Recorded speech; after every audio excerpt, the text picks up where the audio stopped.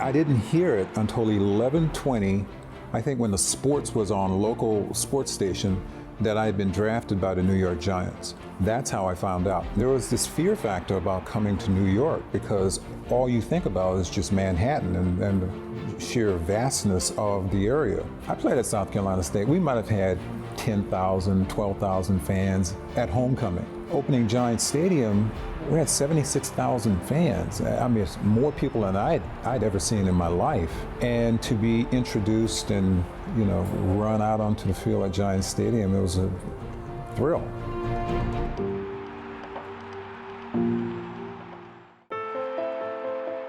Sometimes I look back and it's kind of hard to remember, and I have a lot of laughs about it too. I went to a hotel room on the campus of Morehead State, probably the only hotel that was there at the time, and I got the call from the Giants to officially announce that I was being drafted by them. New York Giants first-round selection. Quarterback Phil Simms, Morehead State. It took a couple hours before I heard the uproar in New York about it.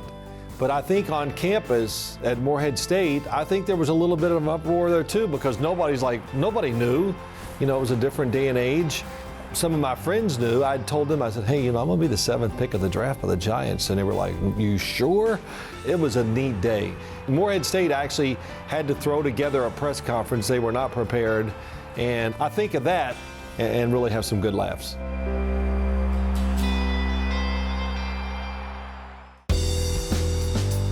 I was just happy to be drafted.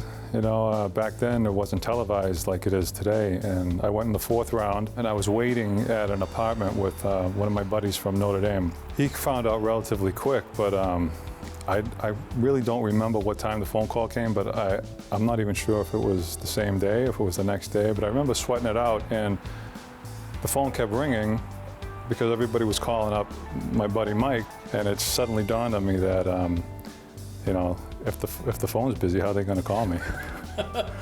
I didn't know much about the Giants. In fact, one of my buddies who was with me that day, he kind of had to fill me in on what the Giants were all about. He told me about Zeke Mowat, he told me about Phil Simms, he told me about this great coach they had, Bill Parcells, who, I really didn't have much experience. I didn't know that much about him. But when Bill Parcells got on the phone and I talked to him, I had a sense that this guy was something special. And when I got to the Giants and I saw the guys, I kind of figured that they were going places.